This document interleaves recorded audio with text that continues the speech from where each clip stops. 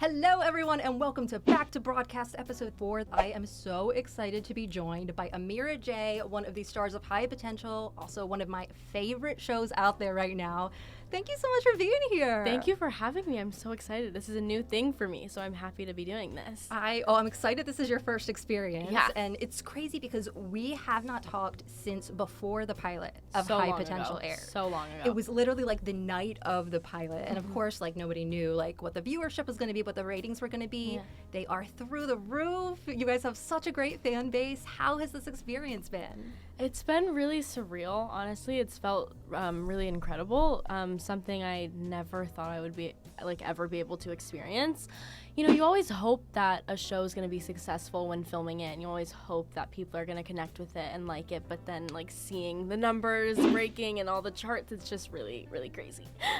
Well, I obviously love network shows. The show is called Back to Broadcast, so I must ask, as I ask everyone, what is it that you find really special about preserving that, week to week, be at your TV at 8 p.m., we gotta watch High Potential and sit through the commercials type of television? I feel like it keeps you on your toes. It keeps you excited. It keeps you, wanting to find out more, waiting to see. If we leave you on a cliffhanger, it's like you gotta find out next week. I think it keeps people excited to come back and to continue watching. It's true, and I also think it helps you appreciate the little details more that you can't really absorb if you're like trying to get through an entire season. Yeah. And then like when something comes out, when a whole season comes out, I feel like I need to watch it right away or I'm gonna get spoiled on the internet. Really, yes. TikTok spoils everything it's for me. True. Yeah. But well, we're on season 2 now. Yeah. So many interesting things are happening. The Roman plotline has gotten so intense. I really like that Morgan has kept Ava in the loop about everything. I thought that was a really fun direction for them to take it. So how do you feel about Ava's involvement in the case? Well, earlier in season 2, her involvement was definitely, she was trying to poke her nose in business where she shouldn't have been. She was trying to figure things out for herself and be a little mini detective. But now I love it. She's putting a lot of trust in her mom, which I think is really strengthening their relationship. I think she's putting trust in her mom. She's putting trust in Arthur, Roman's friend, who's come back into their lives. So I think it's good. I like the direction that they're taking my character in as season 2 progresses. I'm glad that you mentioned the Morgan and Ava relationship because they are, I think, my favorite mother-daughter duo on TV right now. I love that. Yes, there's just something so wholesome about them, which is why I'm curious, what is it about their relationship that you think stands out and that you and Caitlin really wanted to preserve? I think it's just so real. I honestly think that everything between them is a typical mother and teenage angsty daughter relationship. Caitlin on set will talk about, would a teenage girl really say this? Do you like this? Do you think we should change this? How does this sound to you? And asking for my input and stuff, being that I'm a teenage girl, But I think it's the way the writers go about the scenes that me and Caitlin have, the way me and Caitlin have a connection off screen as well as on screen. It makes everything feel really grounded and really real, which I like to watch things that feel natural. So I think everyone else does too. I also love her relationship with Elliot. So feel cute. Like she is so protective. Like when she was ready to go after those kids who were making fun of him at the talent show. Absolutely. I was cheering her on. I hope she gave them some harsh words. Yeah. Where do you think Ava gets that kind of nurturing nature from? Do you think that's something that she gets from Morgan? For sure, yeah. I love it because in my personal family, I'm the youngest. I have 2 older brothers, and so coming to set and being able to be big sister is so much fun for me. But I feel like Ava does kind of get it from her mom. As we've seen, Morgan can kind of be all over the place sometimes, especially in the beginning episodes of our show, and so I'm assuming that Ava would have to, kind of take care of everyone at times. She's been babysitter to her little sister Chloe in a few episodes, so she definitely, I think it's just in her, to after looking after her mom and seeing how she can be a little crazy, she looks after her siblings. And she always gives everyone the best advice too. The advice she's been giving Elliot, top tier. Yeah. Now, Ava was mad at Roman, obviously. Yeah. For quite a bit of time. She felt like he abandoned their family, which is so understandable. Do you think her opinion has changed after she's had a chance to talk to Arthur and kind of learn more about the situation at play? I feel like Ava really appreciates how Arthur has kind of told her, like, you're really a lot like your dad. Like, I think it's kind of given her a sense of comfort of, like, her being like this person isn't a bad thing. I think she always viewed it as, like, well, he did art, I don't want to do art, I don't want to be like him, I don't want to be associated with this guy, like, ugh, I don't want that. But I think now she's starting to figure out that this part of her isn't a bad thing, it's just an unknown thing. But it can be a great thing, you know? But yeah, I really think that she's starting to connect with what's going on in front of her, starting to connect with her family that is there for her, and really accept her place with her stepfather, with her half-siblings, who she always kind of felt distant from. You know, I love that they brought Arthur into the picture too, because I feel like it gave Ava another person to hear about her dad from, because again, she's only been hearing things from Morgan. Do you think that has really helped shape that idea of him? Absolutely, because, you know, she doesn't remember who this guy is, so being told information from Arthur, I think, paints a picture of who her father is in a much better light than before. There were some people online I saw who wanted me to ask you this, and it was,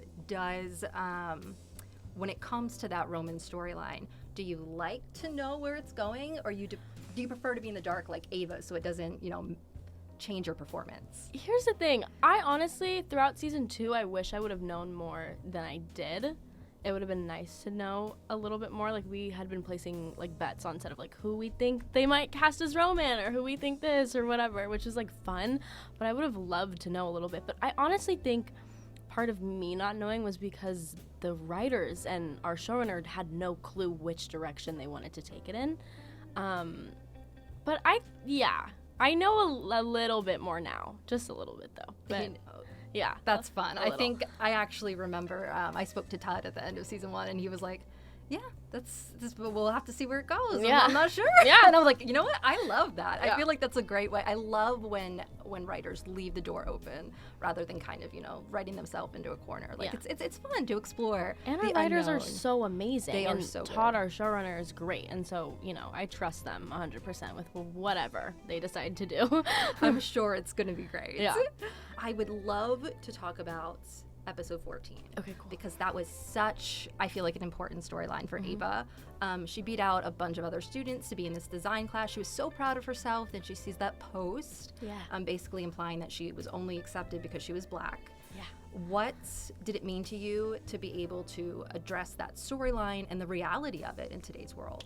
I was so excited when I found out we were doing that story and for that episode. And I was talking a lot with our writer, the head writer for that episode, Nicole.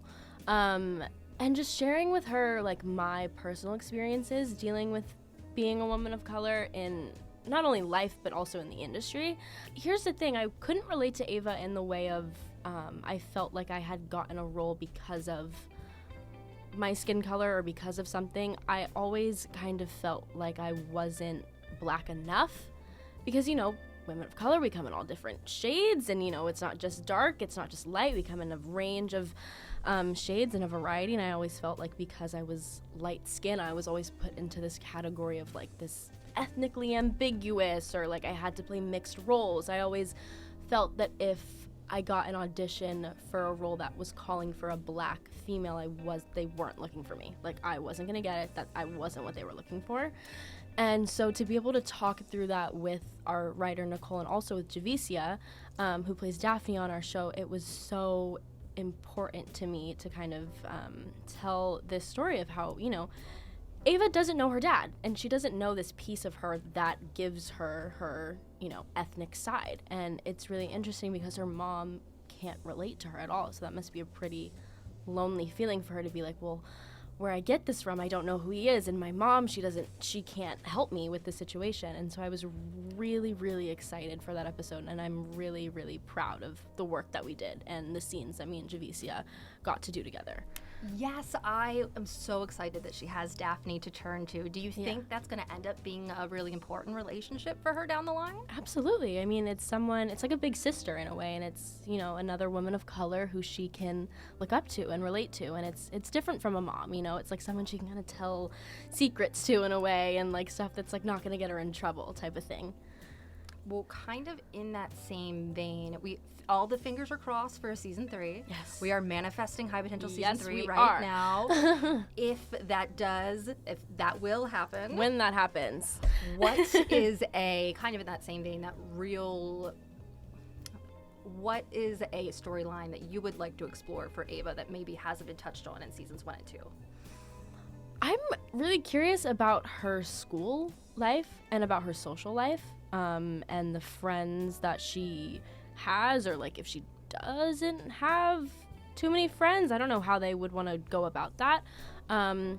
Yeah, I've just always been curious because she feels like such an outsider in her family. I wonder if that translates over to her social life and her school life. So I feel like that'd be a pretty cool thing to kind of navigate. Oh, that would be so cool. Yeah. What about, are there any aspects of yourself that you are hoping the writers might add to Ava down the line? Because I feel like that ends up happening. It shows a lot. Like, actors will have certain talents, and then they're like, hey, let's use this.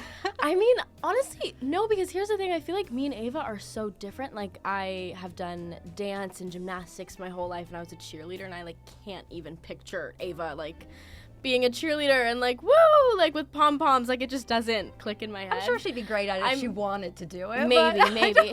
We'll see. But I mean, maybe add a little bit of dance in there, I guess. You know, Elliot had his little talent show thing that he did at the beginning of the season with his singing and dancing. So who knows, honestly. It would be cool. Oh, so cool. I want to see Ava do her own talent with a mic drop. Right, of course. That would be amazing. Now, obviously, Morgan and Morgadec have this will they won't they relationship fans are rooting for, but I'm really curious what Ava thinks of Morgadec and if you would like for them to have more scenes together, because I mean, he's obviously an important person in her mother's life, whatever way you look at it. But yeah, is that a bond that might be explored in future seasons? Are you hoping for it? I am hoping for it. Personally, as Amirah, I'm rooting for the whole Morgadec situation. Morgadec. I love them. But I also just love working with Daniel, who plays Morgadec. I love doing scenes with him. The few scenes that I have gotten to do with him, but they've always been really, I guess, touching scenes. The connection that they have and the way that he looks out for Ava, I think, is really important. And I would love for the writers to kind of dive into that storyline a little bit more. You know what? I would actually love for Ava and Morgadec to have to do some kind of ride-along situation together. That'd be so fun. I feel like that'd be hilarious. Yeah, I feel like she would just be so unaffected by everything, Yeah. and he would be losing his mind. Yeah, I love it. Yeah. Yeah. We need to write that. How do we get that in season 3? Let's call Todd immediately. Exactly. We You heard need it this here. in there. Now, I've seen from your social posts that you guys all seem like you have such a great time on set on High Potential, but are there any other cast members besides Daniel that you would like to share more scenes with, or any other dynamics in the show that you think would be fun? Well, in episode 14, I got to do a lot of scenes with Javicia, which I loved a lot, and I would really hope that the writers continue exploring Ava and Daphne's relationship. I think it'd be easy, too, because, you know, they have this episode that we did, and then it'd segue into more things. But also Judy, I love Judy, who plays Soto, doing scenes with her. She's such a powerhouse, so any scene with her I think would be so fun. And I don't think I've ever had a scene with her. No, there was the episode that Ava went to the precinct when it got attacked, but yeah, I don't think Soto was in there. I don't believe so either, unless, from my memory, I don't think we've ever had a scene together, so that would be really cool. Yeah, no, that would be awesome. Yeah. Well, I always like to ask this as a final question, because in this industry, I think it's important that we, you know, appreciate our strengths and uplift ourselves. Yeah. So what are you most proud of in your portrayal of Ava? I think I'm most proud of just how she's been received with our fans and with the people that watch our show. I have so many girls that will like DM me saying that like they resonate with Ava and they can relate to her and like just thanking me and stuff like that, and it's so sweet. And I never thought that I would make an impact like that, and so it's crazy to see. And I just hope I can continue doing that. You know what I mean? That's really the goal with any role that I do in the future, is for it to connect with even just one person. It can really feel heartwarming to people and really connect. And I love the family dynamic that we have going on in our show. It makes me very happy. And I know a lot of people, you can pick out a lot of different characters to relate to in our show, which I think makes it really special. It does, and there's so many people, I mean, myself included, who find solace in TV and those characters who they see themselves in. So it's always great to have a relatable character like Ava on a broadcast show. But, you know, thank you so much for being here today. Thank you for having me. It's great to be able to talk to you about one of the best shows on network TV right now. Woo, woo, woo. But fingers crossed for season 3. So excited to see where season 2 goes. Thank you for having me. All right. This was so fun. Was it good? Yeah.